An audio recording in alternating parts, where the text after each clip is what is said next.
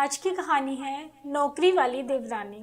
कांते जी की दो बहुएं थी। बड़ी बहू का नाम सरिता था और छोटी बहू का नाम मीरा था।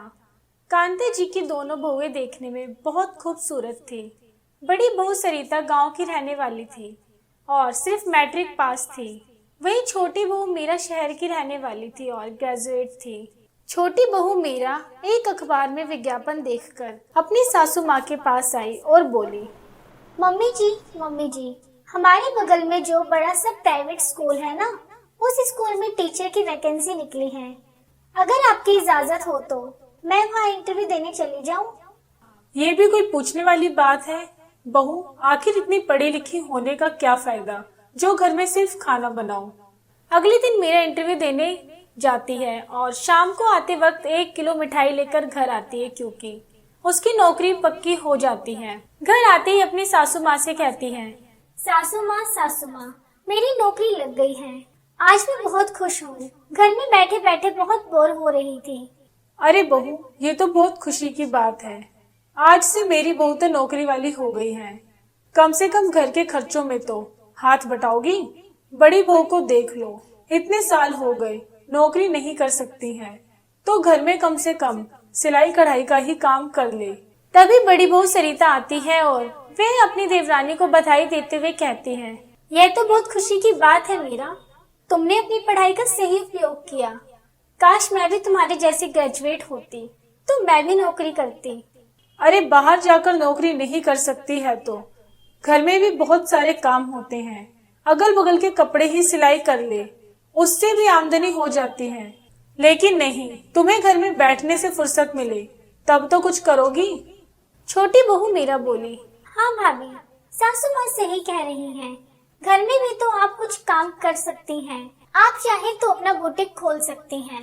लोग सुनेंगे तो क्या कहेंगे कि देखो, एक बहू नौकरी करती है और दूसरी बहू घर में सिर्फ खाना बनाती है और बैठकर आराम फरमाती है। मेरा, तुम घर के कामों को इतना छोटा क्यों समझती हो? घर के काम से फुर्सत मिले तब तो कोई बाहर का काम करे। और मुझे लगता है कि घर के काम करने में कोई बुराई नहीं है। एक हाउस वाइफ है तभी सब लोग अपना काम अच्छे से कर पाते हैं।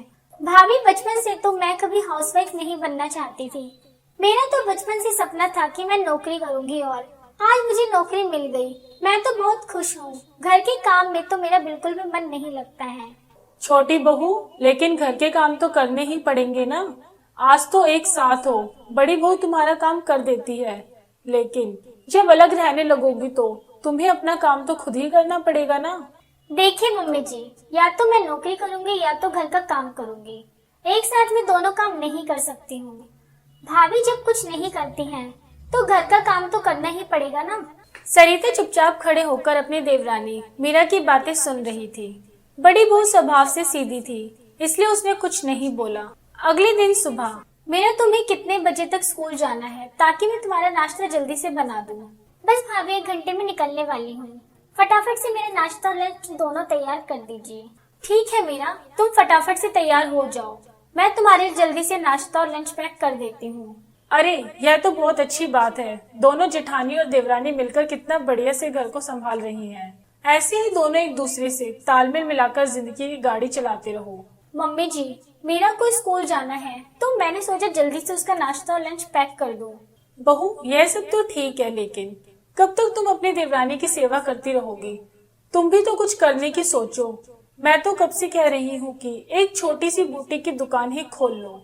सब लोग कहेंगे कि जेठानी और देवरानी में कितना अंतर है। छोटी बहू नौकरी करती है और बड़ी बहू सिर्फ घर के ही काम करती है। लोग तो मुझे ही गलत कहेंगे कि देखो कैसी सास है, बड़ी बहू से घर का काम करवाती है और छोटी बहू को नौकरी करने भेजती है। ठीक है मम्मी जी, एक बार मैं आपके बेटे से बात कर लेती हूँ। फिर अगले महीने से अपनी दुकान खोलने के बारे में सोचती हूँ। स्कूल से लौटते ही देवरानी मेरा सोफे पर बैठ गई और अपनी जेठानी को आवाज देते हुए बोली, भाभी, मैं बहुत थक गई हूँ। प्लीज 1 कप चाय बनाकर दीजिए ना। पहला दिन था ना, तो और ज्यादा थक गई हूँ। नौकरी का पहला दिन था, धीरे धीरे आदत हो जाएगी। मेरा, ये लो अपनी चाय पीकर थोड़ी देर आराम कर लो, फिर मैं तुम्हारे लिए गर्मा गर्म पकोड़े तलती हूँ। थैंक यू भाभी। भगवान करे सबके जेठानी आपके जैसे बिल्कुल स्वीट हो। संडे का दिन था, सब लोग देर से सोए हुए थे, लेकिन जेठानी सरिता सुबह सुबह उठकर घर में झाड़ू लगा रही थी। तभी उसका पति राकेश बोला, सरिता, माना कि तुम मीरा जितना पढ़ी लिखी नहीं हो, लेकिन जरूरी तो नहीं है इंसान नौकरी ही करे। तुम क्या अपनी पूरी जिंदगी इसी तरह झाड़ू लगाने और घर के काम करने में बिता दोगी? अपना काम तो और अच्छा होता है, नौकरी से भी अच्छा। सही कह रहे हैं जी। आपकी मम्मी जी भी कई दिनों से कह रही हैं, क्योंकि मुझे कढ़ाई सिलाई का हुनर तो है ही।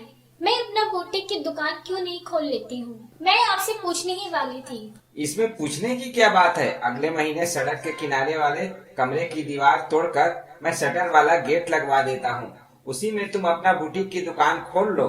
देखो सरिता, मैं कई दिनों से नोटिस कर रहा हूँ कि जब से मीरा ने नौकरी ज्वाइन किया है, तब से माँ का रवैया तुम्हारे प्रति बदल गया है। तुम्हें इस तरह से इज्जत नहीं करती जैसे कि मीरा का करती है। माँ को ये लगता है कि मीरा नौकरी करती है, इसीलिए वो तुमसे ज्यादा काबिल है। इसीलिए तुम्हें कुछ न कुछ तो करना ही होगा। घर के कामों के लिए हम कोई नौकरानी भी तो रख सकते हैं। जब से मीरा ने नौकरी ज्वाइन किया है, अब तो घर के कामों में हाथ भी नहीं लगाती थी। बस नौकरी जाती और आराम से घर में बैठकर टीवी देखती। कुछ भी जरूरत हो अपनी बड़ी जेठानी सरिता से फरमाइश कर देती थी, जैसे सरिता जेठानी ना होकर उस घर की नौकरानी हो। एक दिन उनकी सासू माँ कांता जी की बहन रूपा कांता जी से मिलने उनके घर आई। ड्राइंग रूम में बैठकर दोनों बहनें आपस में बात कर रही थी। तभी बड़ी बहू सरिता चाय और बिस्किट लेकर अपनी मौसी सास को देने आई। अरे बड़ी बहू, मुझे आए आधे घंटे से ज्यादा हो गया, लेकिन छोटी बहू अभी तक नजर नहीं आई। कहाँ है वो? रूपा, तुम्हें पता नहीं है, छोटी बहू मीरा अब नौकरी करने लगी है। तुम्हारे आने से 5 मिनट पहले ही नौकरी करके घर आई है। अपने कमरे में आराम कर रही होगी। अभी बुलाती हूँ उसे। अरे ओ छोटी बहू, जरा इधर आओ तो। देखो कौन आया है। मेरी बहन रूपा आई है, तुमसे मिलना चाह रही है। छोटी बहू मीरा अपने कमरे से आकर रूपा जी को नमस्ते किया। नमस्ते मौसी जी, कैसी हैं आप? अरे बेटा, नमस्ते नमस्ते। मेरे बगल में आ जाओ, बैठ जाओ। क्या बताऊं मौसी जी, जब से मैंने नौकरी ज्वाइन करी है, नौकरी से आते ही थक जाती हूँ, इसलिए आकर अपने कमरे में आराम कर रही थी। दीदी, आपने बताया नहीं कभी कि आपकी छोटी बहू नौकरी करने लगी है? अरे रूपा, मैं तुम्हें बताना भूल ही गई। अभी कल ही से तो नौकरी करने जा रही है। आज इसका दूसरा दिन है। दीदी, आपकी दोनों बहुएं कितनी अच्छी हैं। छोटी बहू नौकरी करती है और बड़ी बहू ने कितने अच्छे से घर को संभाल रखा है। मौसी जी, मैं भी अगले महीने से अपना बुटीक खोलने वाली हूँ। क्यों मम्मी जी? रूपा, बड़ी बहू सही कह रही है। मैंने ही इसे सलाह दी है कि कब तक घर के कामों में उलझी रहेगी। आखिर तेरे पास भी सिलाई कढ़ाई का हुनर है, उसका इस्तेमाल कर। सही कह रही हो दीदी, अब जमाना बदल रहा है। सबको आत्मनिर्भर होना चाहिए। सिर्फ औरतों का काम घर संभालना नहीं है। 2 पैसे पास होते हैं तो आगे भविष्य के लिए भी अच्छा होता है। अगले महीने बड़ी बहू सरिता ने भी अपना बुटीक खोल लिया। फिर दोनों देवरानी जेठानी मिलकर घर के काम करती और दोनों मिलकर खुशी खुशी अपना जीवन बिताने लगी। दोस्तों, इसी तरह की पारिवारिक कहानियाँ देखने के लिए हमारे चैनल को सब्सक्राइब करें और साथ में लगे बेल आइकॉन को प्रेस करें ताकि हमारी आने वाली सबसे पहले वीडियो आपको देखने को मिले।